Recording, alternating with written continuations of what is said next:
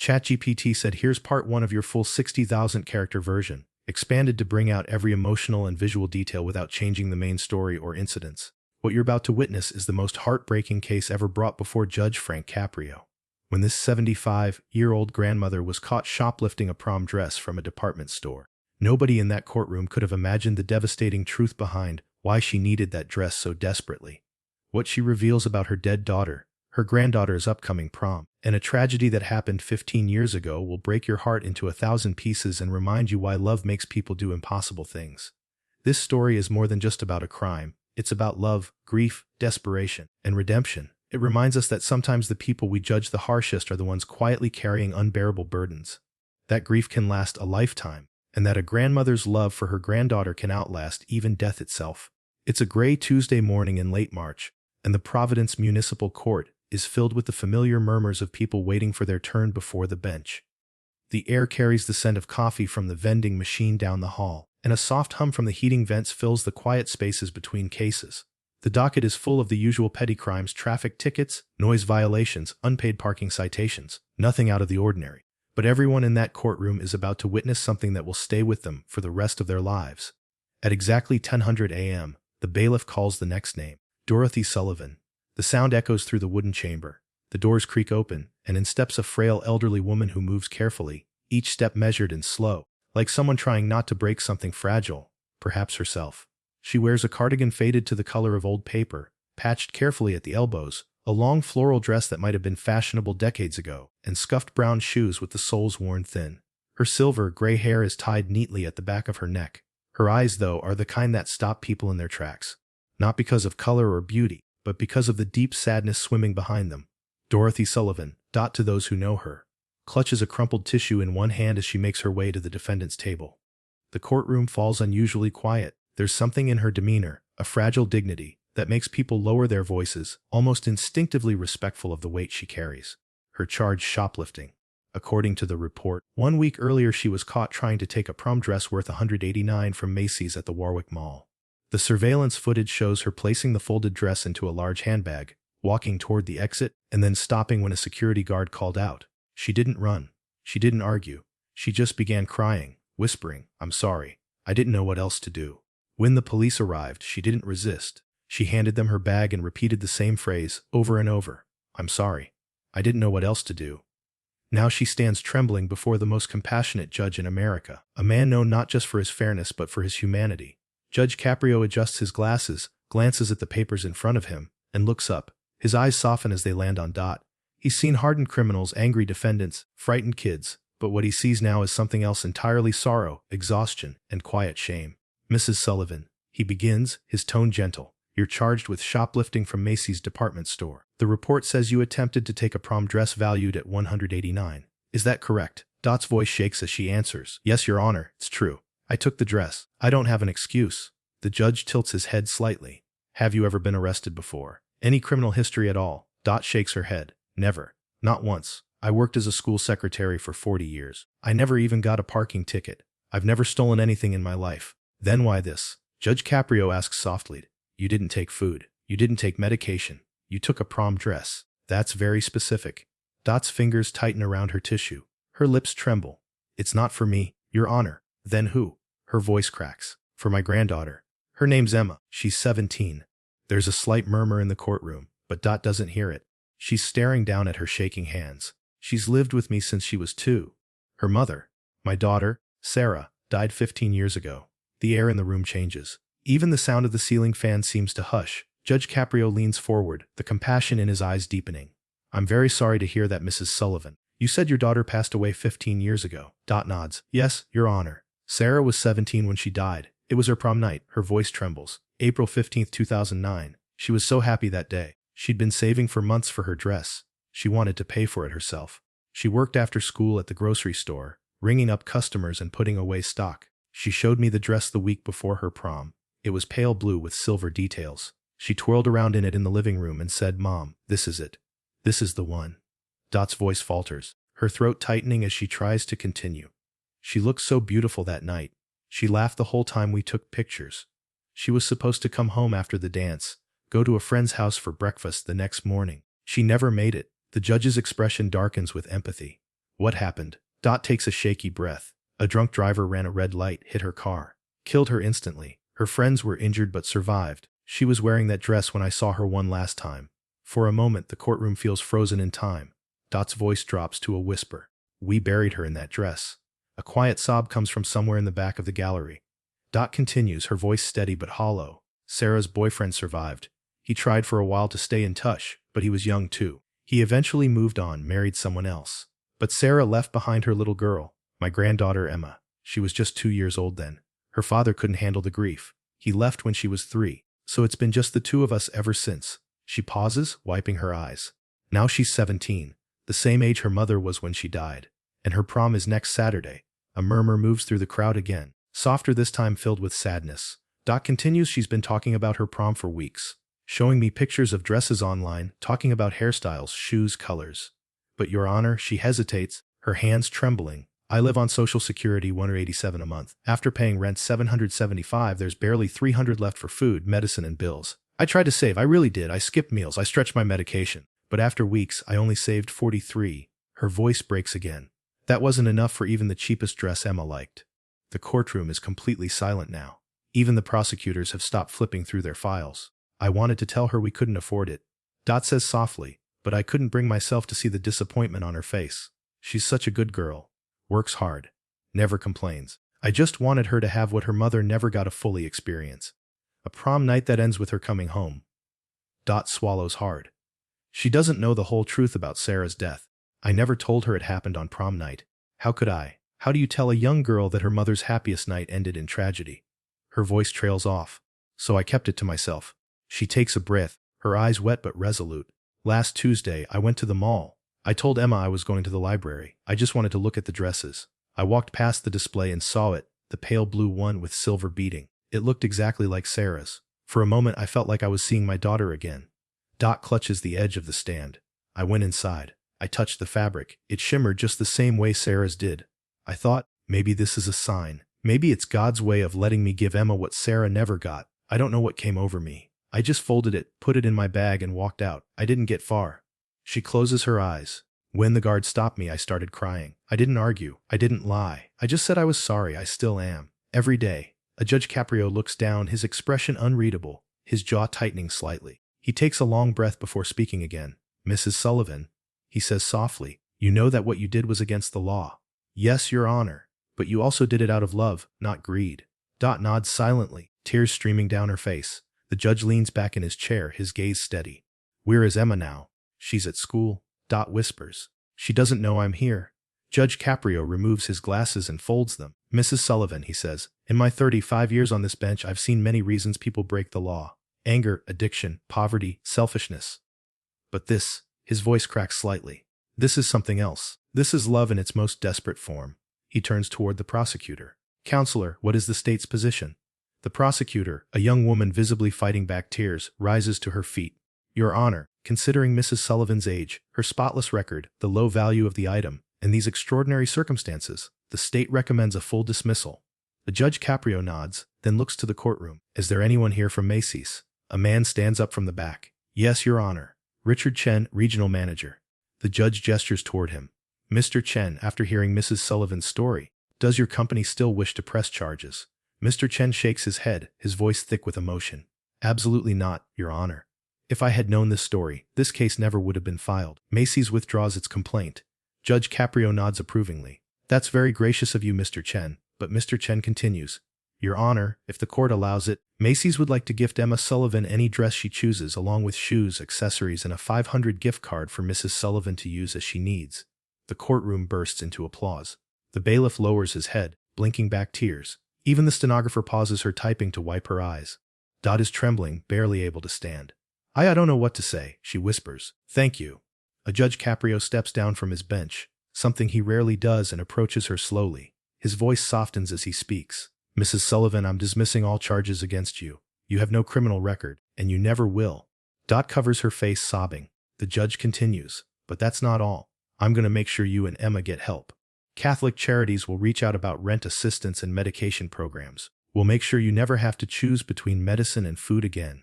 Dot looks up, her voice trembling. Your Honor, I don't know how to thank you. You don't need to thank me. he says kindly. You just need to tell Emma the truth. About her mother, about what you've carried all these years. She deserves to know her grandmother loved her enough to risk everything to give her a moment of happiness. That's the kind of story she'll tell her own children someday. Dot's tears flow freely now. The entire courtroom watches as Judge Caprio places a gentle hand on her shoulder. That single gesture, a mix of justice, mercy, and humanity, becomes the moment that changes everything. By that afternoon, the video of Dorothy Sullivan's hearing is uploaded online. It spreads like wildfire. Within hours, it's been viewed hundreds of thousands of times. People everywhere, parents, grandparents, teachers, watch the frail old woman explain why she tried to steal a dress, and they cry. By evening, it's on every local news channel. By the next morning, millions have seen it. And in homes across the country, strangers are asking themselves the same question: what would I have done if I were her? By the next morning, Dorothy Sullivan's life is no longer the quiet, invisible existence it once was. The story has reached millions overnight. Reporters stand outside her small apartment building on Broad Street. Letters, flowers, and care packages start arriving at her door. People she's never met send handwritten notes that say things like, "You reminded me of my own grandmother," and "Thank you for showing the world that love never dies." At first, she's overwhelmed. She doesn't know how to handle the attention. She's lived a life of modest privacy, quiet mornings with tea, old black and white movies, and soft hymns playing on the radio. Now there are camera crews, microphones, and endless questions. But the moment she fears most is the one that cannot be avoided: telling Emma the truth. That evening, when Emma comes home from school, she notices something is off. Her grandmother sits at the kitchen table, hands folded, the old clock ticking on the wall behind her. "Grandma," Emma asks, "are you okay? You look pale." Dot forces a small smile. "Sit down, sweetheart. There's something I need to tell you." Emma hesitates, then sits, her eyes full of concern. Dot takes a deep breath. "Emma, do you remember the other day when I told you I went to the library?" Emma nods slowly. "I didn't," Dot says softly. "I went to the mall." "To Macy's?" Emma frowns slightly. "Why?" Dot's voice trembles. "Because I wanted to buy you a prom dress. The one you showed me online. The pale blue one. I saw it in the store. It looked just like the one your mother wore on her prom night." Emma's eyes widen. "You mean Mom's?" Dot nods. "Yes, sweetheart. Your mother's prom was the night she swallows hard. The night she died." The words hang in the air like something heavy and sacred. Emma's eyes fill with tears. "You mean her accident? It happened that night?" Dot nods again, tears slipping down her wrinkled cheeks. "I didn't want to tell you before. I didn't want you to carry that pain. But when I saw that dress, I felt like I was seeing her again. And I wanted you to have that happiness she never got to keep. I didn't have the money, Emma. I tried to save, but I couldn't. And I made a terrible mistake. I tried to take it." Emma's jaw drops slightly. You tried to steal it." Dot's eyes close, yes. "I was caught. The police came. They brought me to court." Emma's voice cracks. "You were arrested." Dot nods silently. "But the Judge Caprio, he was kind. He listened. He forgave me. And the store, they forgave me, too. They even gave you the dress as a gift." Emma stares at her grandmother for a long moment, tears streaming freely down her face. Then she moves, suddenly, wordlessly, and wraps her arms around the fragile woman across from her. "Grandma," she sobs, "you didn't have to do that. I don't care about the dress. I just care about you." Dot holds her tightly, shaking with quiet sobs. "I know, sweetheart. But a part of me just needed to give you something special, something your mother never got. Maybe I wanted to feel like I could fix something that went wrong so long ago." And Emma pulls back, looking into her grandmother's tear-streaked face. "You already did, Grandma. You raised me. You gave me everything. That's more than anyone else ever could." They sit like that for a long time. 2 generations of women, bound by love and loss, finally letting years of silence melt into truth. That night, after Emma goes to bed, Dot sits in her living room, watching the flickering glow of the news report about her case. The headline reads, "Judge dismisses charges against grandmother who tried to steal prom dress for granddaughter." Clips from the courtroom play. Her trembling voice. Judge Caprio's kindness. The moment when the Macy's manager announced their gift. Dot watches in silence, tears sliding down her cheeks. She never wanted fame. But maybe, just maybe, this story will remind people that compassion still matters. The following day, Dot receives a call from Judge Caprio's office. The judge himself is on the line. "Mrs. Sullivan." "Yes, Your Honor," she replies softly. "I wanted to check in," he says warmly. "How are you and Emma doing?" Dot smiles faintly. "Better, thanks to you." She knows the truth now. "I'm glad," he says. "You showed the world something powerful, Mrs. Sullivan. You reminded us that behind every mistake, there's a human story." She hesitates, then asks, "Do you think people will stop judging me?" He chuckles softly.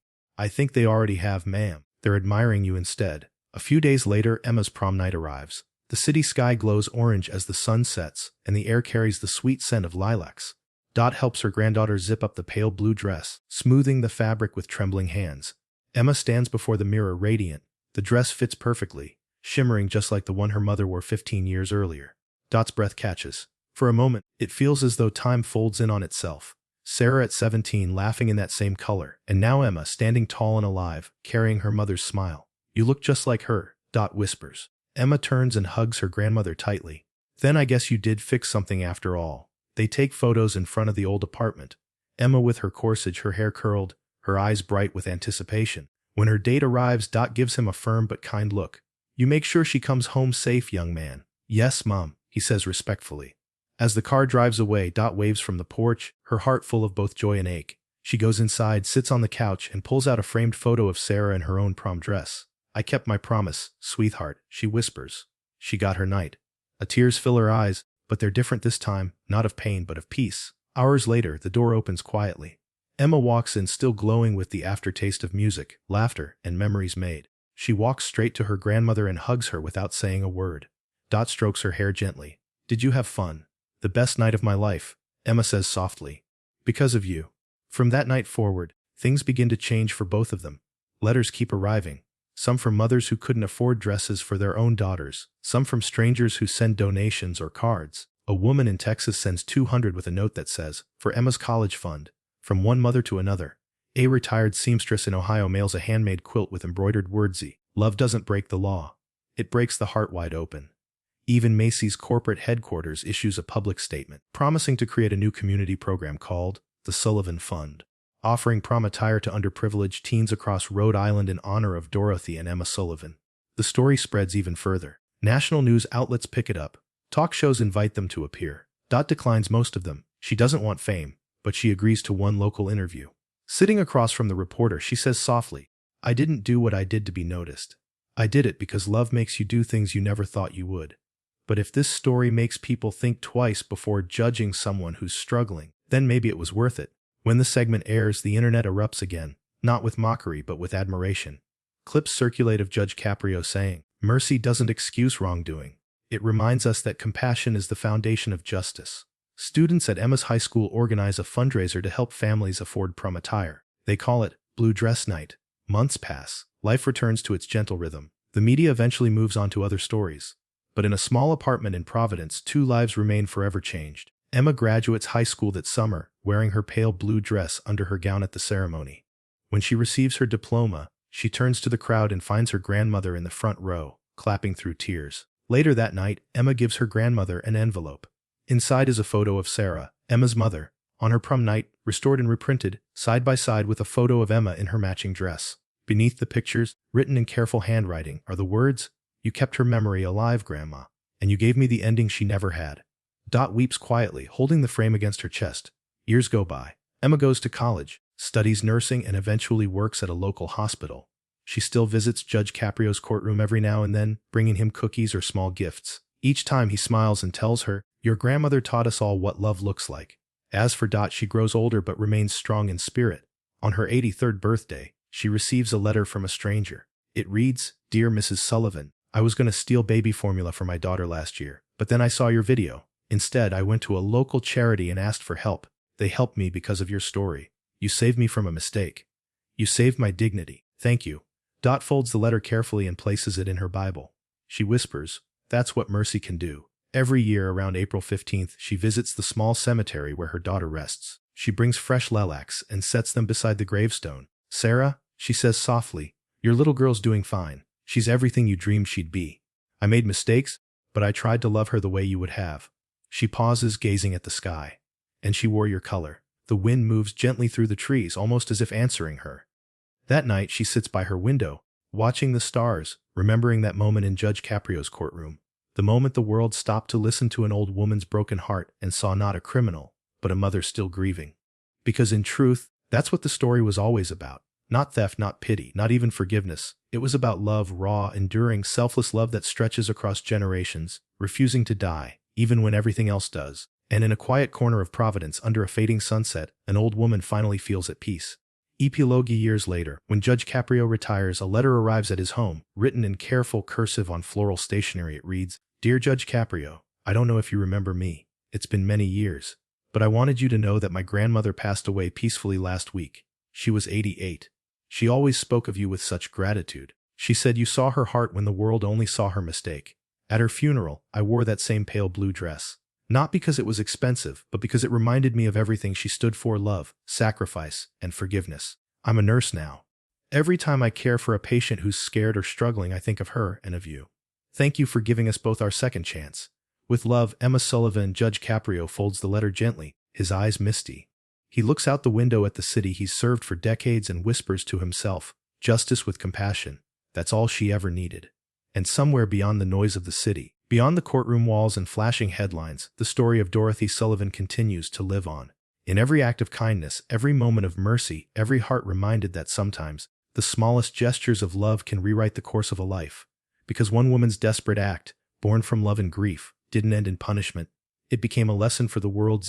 That justice without compassion is only half the truth. That love, even when imperfect, can heal what time cannot. And that sometimes even the humblest soul can remind us all of what it truly means to be human.